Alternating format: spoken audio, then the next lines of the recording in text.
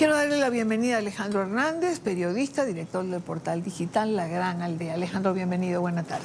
Y Dania, un placer estar aquí como siempre. A ver, veíamos el caso de esta periodista, recuerdo, son 16 periodistas en este momento los que están detenidos en Venezuela. Pero fuera de los periodistas, en las últimas 2 semanas, si no recuerdo mal, ayer hablábamos de presos políticos y la cifra del foro penal hablaba de 60 personas detenidas en las últimas 2 semanas. ¿Hay idea de por qué esta nueva ola? Bueno, yo creo, Idania, que desde el 28 de julio en adelante en Venezuela se instauró un estado de terror, ¿no?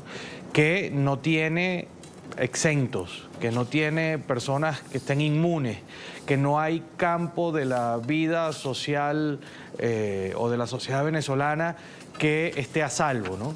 Y bueno, las últimas semanas hemos visto que ha arreciado en digamos, gremios como los economistas o en actividades relacionadas al tema del entretenimiento, como vimos con el asunto de los fanáticos del Deportivo Táchira que fueron detenidos y que no hay claridad en las razones. Es decir, en Venezuela hay una discrecionalidad del chavismo y de sus organismos de seguridad para retener, secuestrar y encarcelar prácticamente a todo el país o a todas las, digamos, a todas las instituciones o a todas las capas de la sociedad que puedan emitir algún tipo de queja o que puedan ser incómodas o que puedan de alguna manera molestar al gobierno con cualquier queja, protesta o actividad que les genere malestar, ¿no? Estado de terror, has mencionado. Y yo creo que es lo que define el Estado en Venezuela en este momento. Porque cuando tú sales a cazar, porque yo creo que los cuerpos de seguridad ya salen a cazar, al que me encuentre me lo llevo, no importa lo que usted haga. Siempre pienso en el señor del papagayo, es lo único que nos falta, que lo pongan preso cualquier día porque les molestan los mensajes que el señor, lo he presentado en este programa, en cualquier manifestación o en algo, él siempre está con su papagayo y un mensaje escrito allí. ¿Tanto miedo hay por parte del régimen en la sociedad venezolana? Porque es que no tengo otra explicación para este estado de terror donde diariamente hay que secuestrar y desaparecer. Que yo no sé si es miedo, Idania, o una demostración de la lógica autoritaria del chavismo, ¿no? del régimen que gobierna Venezuela. Es una gente que está decidida a silenciar a la sociedad.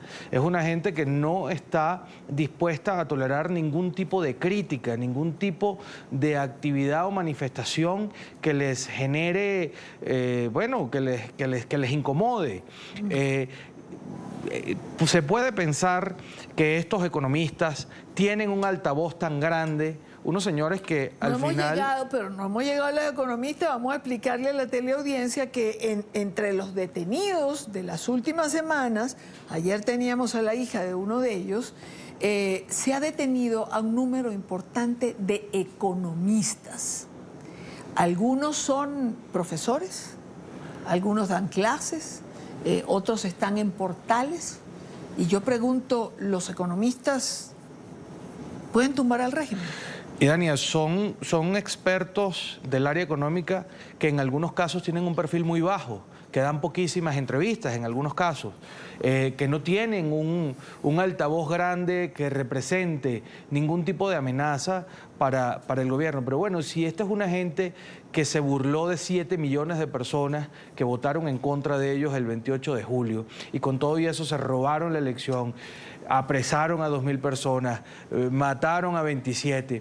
Explícame tú, si un economista por una crítica o por un comentario acerca de la subida de la brecha cambiaria, que eso es lo que los tiene nerviosos, o la subida de precios de los productos básicos, les puede generar una situación incómoda o de desequilibrio en el poder. Claro que no, pero es lo que te decía antes de la lógica de esta gente de silenciar, de no permitir absolutamente ninguna crítica, de ser totalmente intolerantes a lo que les molesta y a la expresión de una sociedad que al final lo que está es subyugada por ellos, ¿no? Y que se resiste a terminar de estar aplastada. Entonces, bueno, es una demostración más, insisto, del verdadero, de lo que son estos tipos verdaderamente, ¿no? De la inexistencia de una visión democrática de absolutamente nada en su concepción del poder y de gobernar y de ver la situación en Venezuela. Bueno, es que cuando llegamos al extremo de que te molesta lo que un economista pueda decir en un salón de clase, o lo que un economista pueda decir en un portal, que además, lo decía yo ayer, lo repito hoy, es decir, la economía está allí, no se puede inventar, no se puede disfrazar, la economía la sufren y la padecen los venezolanos a diario. ¿Cómo la transformas? ¿Qué decimos? Que el dólar bajó, que está baratísimo, que se consigue todo, que no hay ningún problema. No lo puedes pintar de otro color porque solo se pinta de realidad cotidianamente.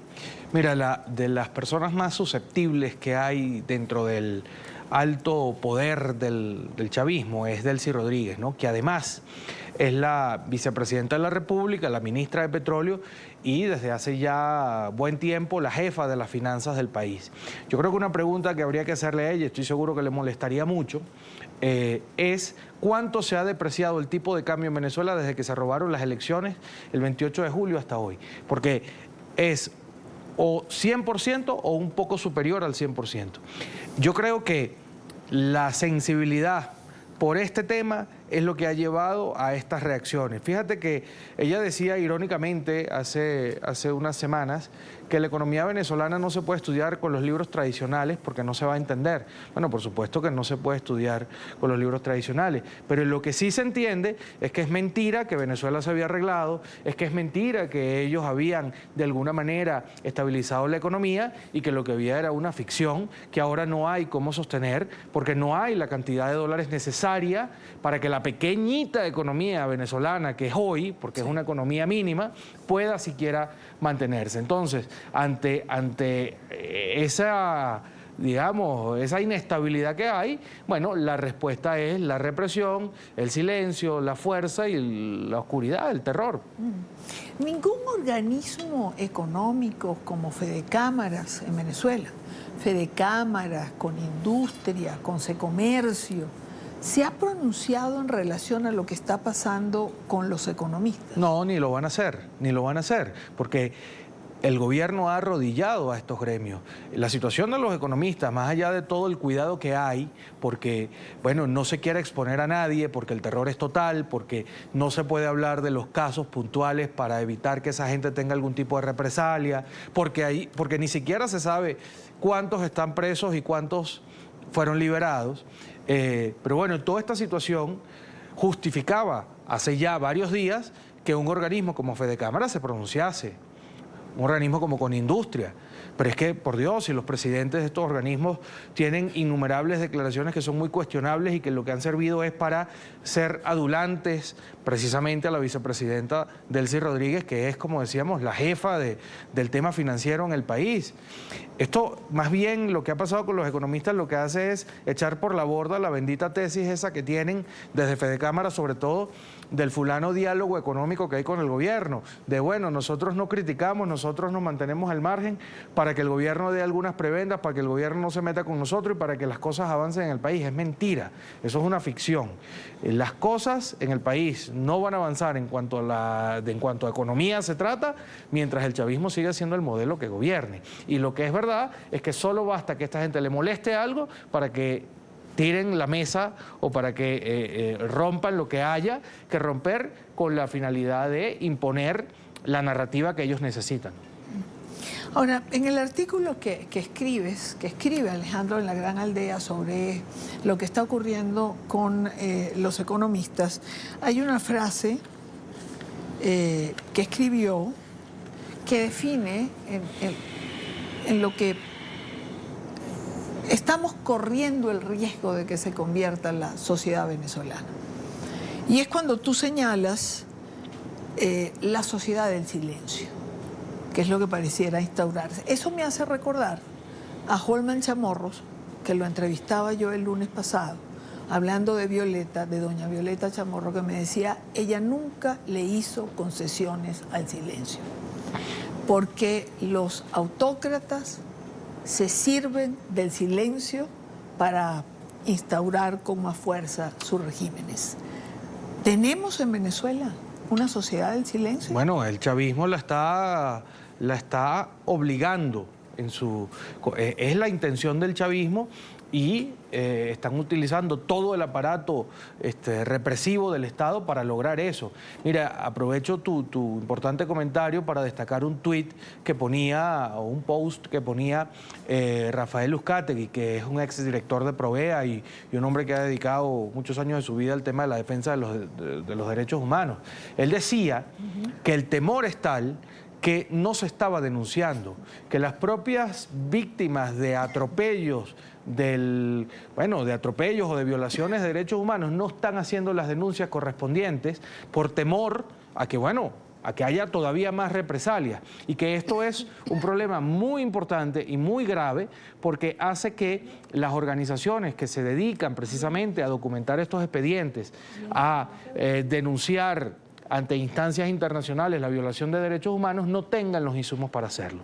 Entonces, bueno, al final todo es una especie de efecto dominó, ¿no? Si no hay la denuncia, bueno, las instituciones que se dedican a sostener estos expedientes no tienen cómo trabajar. Y, bueno, no es que uno pretenda, de alguna manera, culpar a la gente que no denuncia, porque es que, digamos que la vulnerabilidad es tal dentro de Venezuela que ya ni eso se puede hacer.